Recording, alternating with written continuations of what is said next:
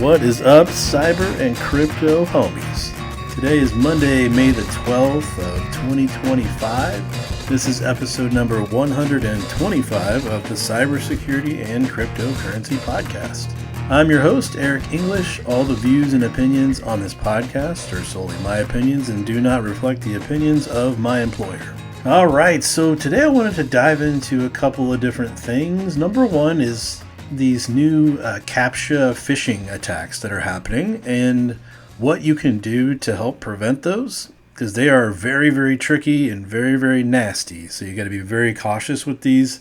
So we're going to dive into those and what exactly is going on with those and how do you prevent that. Another topic for the cybersecurity side of things is home lab, and specifically if you have your own lab at home and you're tinkering with different things, I got a couple of tools for you to check out specifically for firewalls, and that is PFSense and or Opnsense. So which one do you pick and why? So I've used both, and so I'll kind of run through what I think are the pros and cons in my opinion of each. On the crypto side of things, of course, we'll talk about the prices, what's going on in the markets, and all that kind of fun stuff. So to dive right in here, the first topic is the Captcha phishing. So these have been very, very, very hard to stop and very hard to, mitigate, because this is something that a user is so used to clicking on, prove that you're human, click this Captcha, or, I'm not a robot. All those kinds of things are very, very common, right? So what the bad guys have done is they've created their own Captcha where in order to quote-unquote verify that you're human, they want you to run some PowerShell commands. And this is very scary and very tricky, and guess what? People are falling for it.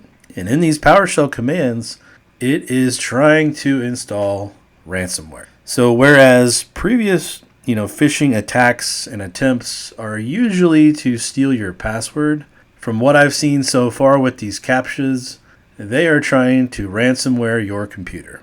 So what can you do? This one is very, very tricky. And I've been thinking about this quite a bit because we've seen quite a few, and users are falling for it left and right, and it's become a major issue. So one of the things that you can do outside of training users, because we all know how well that goes, that doesn't always work, or they don't take the training or they don't listen. And everybody's in such a hurry, they forget, and there's always some excuse as to why they accidentally fell for that phishing email. Well, here's what you can do. Most of these run a PowerShell command, so in a lot of cases you want to make sure that your end users are not local administrators. That is number one. Okay, if they are local administrators, you're going to get ransomware with these. So if they are not local administrators, that is your step one. However, if there is a vulnerability on their system, well, guess what? They can exploit that and get admin privileges to install that ransomware. So, number one, make sure your users are not administrators on their system. Number two, if you can, if it's possible, make sure that all of your systems are as fully patched as they can possibly be, especially for anything that's critical, that has a remote code exploit, any kind of exploit available. Make sure those are patched first and foremost. And then, of course, patch other things as well, as much as you can anyway. Patching's a never-ending game of whack-a-mole, but that's a couple of different items. Now, number three would be to disable PowerShell access for, standard users, because your average end user does not need PowerShell. They don't even need command prompt, really. I mean, the only time you're going to use that is if you're an administrator, you're troubleshooting something, or you're trying to install something on that end user's machine. That's when you'd need command prompt or PowerShell. Most users aren't going to need those, right? Unless they're a power user of some kind, like I said, like an administrator of some sort, then sure, they might need it. But for everyone else, you can set a group policy in Windows to disable PowerShell. And that is another great mitigating factor. Some other mitigations that you can put in place are things like application whitelisting or allow listing, whatever you want to call it. So this is where you're only allowing certain applications to run. If it's not in your allow list of applications to run, it gets denied or blocked by default. And this can come in real handy because if this ransomware is trying to execute some unknown binary that it's never seen before, some unknown executable, well, guess what? If that's not in your allow list for your application whitelisting, then it's not going to run. It's going to get blocked by default. So there's a few different ways to accomplish application whitelisting. The Microsoft way is through group policy, and that's very cumbersome to manage. However, there are other security vendors out there that offer this service. A few of them that I can think of, like CyberArk, they've got one called Endpoint Privilege Manager that can do exactly what we're talking about here. Block anything that's not on an allow list. Delinea has a similar offering, and there's a few other vendors out there too. But with these, like let's say you went with CyberArk, for example, you can still allow certain commands to run within PowerShell. So what you can do is you can allow, whatever the command is in PowerShell to run, but anything that you're trying to run in PowerShell that is not that specifically allowed command would be blocked, right? So it's not only blocking applications, it's blocking different commands.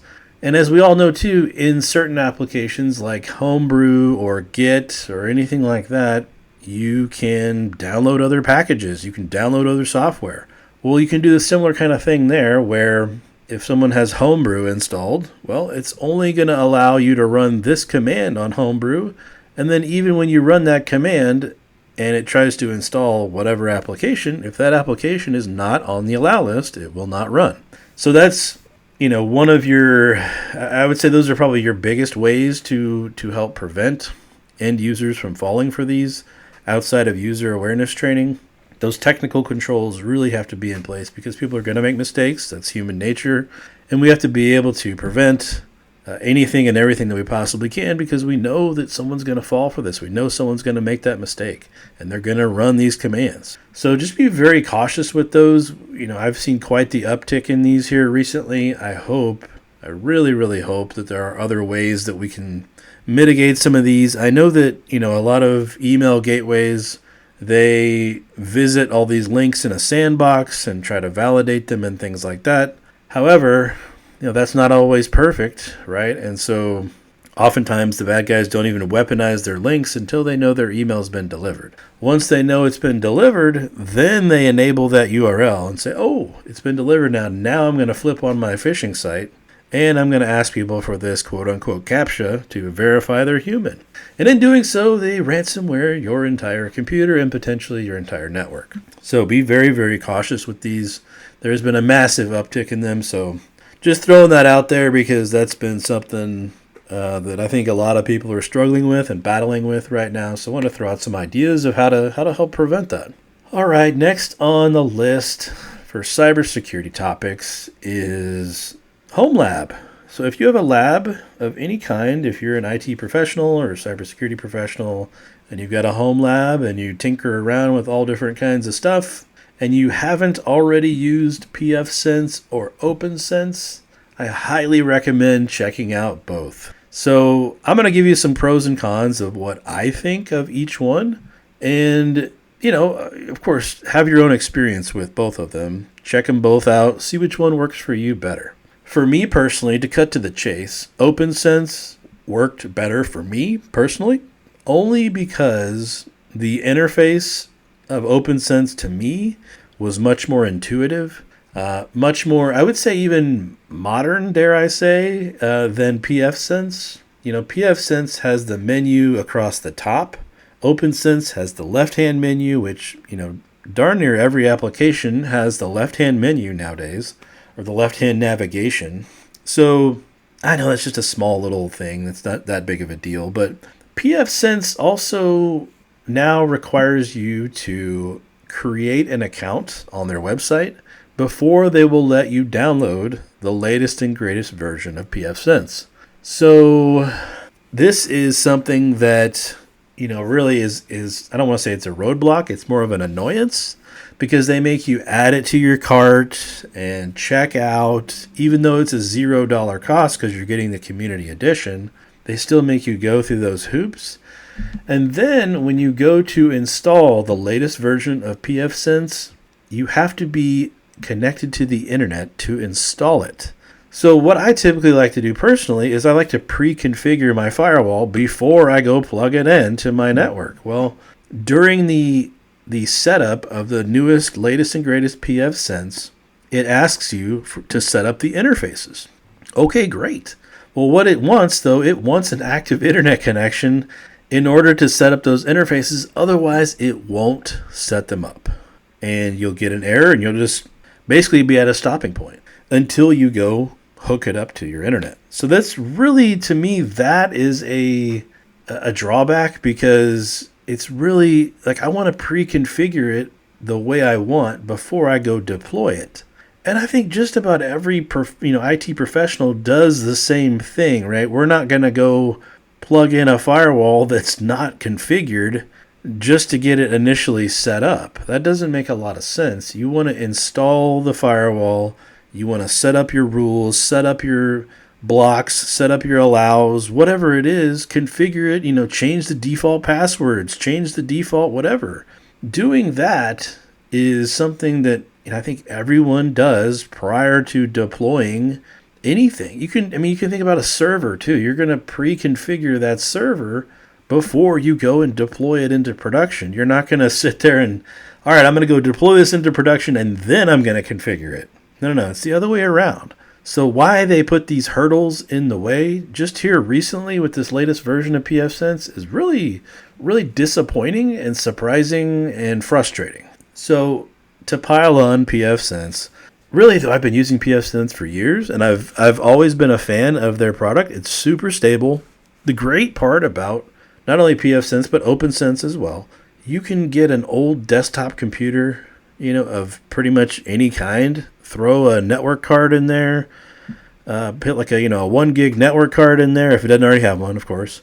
You're going to need a couple of Ethernet interfaces, so you may have to add a network card so that you have at least two, because you need a WAN and a LAN, right?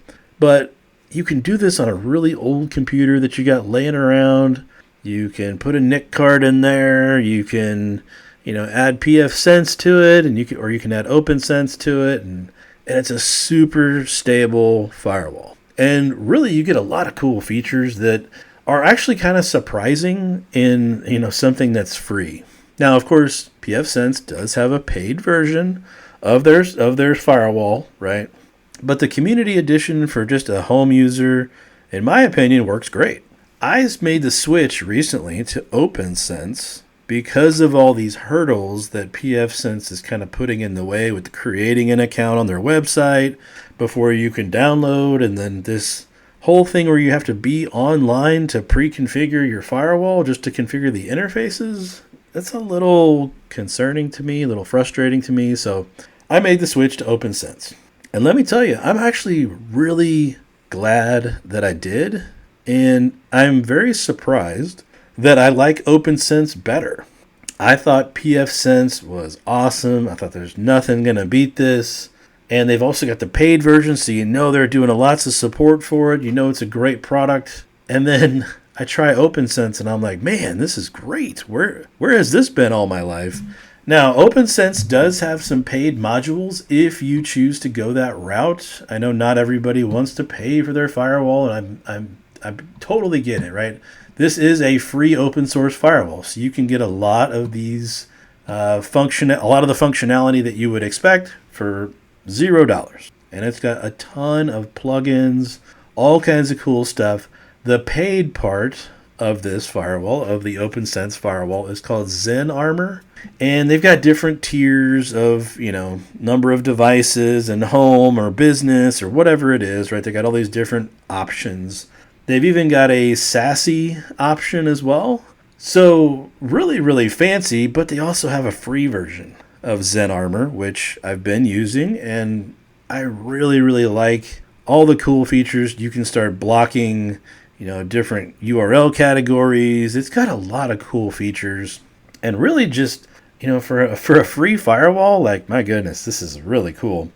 This blows like D-Link and any other kind of old school, firewall that you may have had back in the day, the Netgear and all that kind of. This blows those out of the water, in my opinion. So anyway, I like Opnsense over PFSense. The navigation's easier. To me, also too, the way you configure things is easier in Opnsense. Specifically, if I have to get into the nitty gritty here, a lot of the plugins or the add-ins that you add, like Snort and Suricata and Wazoo and all those other pieces that you want to add, the setup for those is way more streamlined, way easier. Tailscale, whatever you're going to throw in there, all of these are so much easier to configure.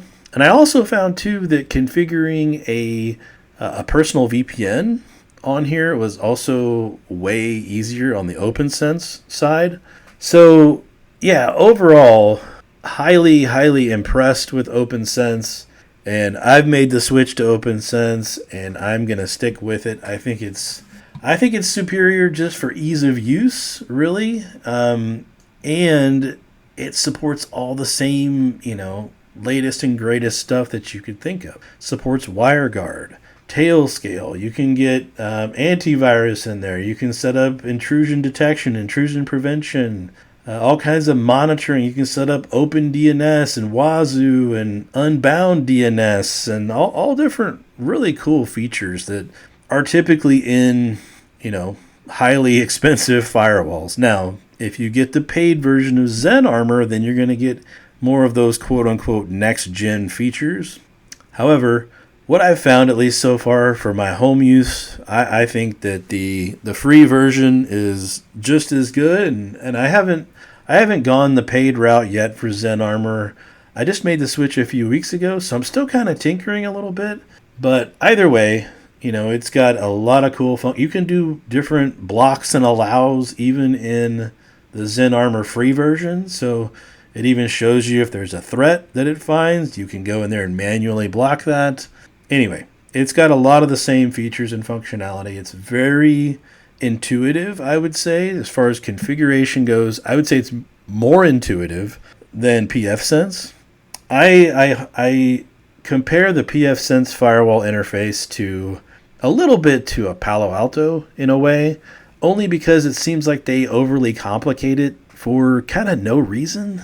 Really, it shouldn't be this hard to set these things up, and they overly complicate it so that you got to pay for support and you got to pay to, all those kind of, they just want money, right? And I get it, right? I'm not mad about that. I totally understand. Everybody's got to make money. I totally get it. However, for the home user, for someone just trying to protect their home network, Opnsense to me is much more efficient, much easier to set up. You can pre-configure it, for goodness sakes, before you go deploy it.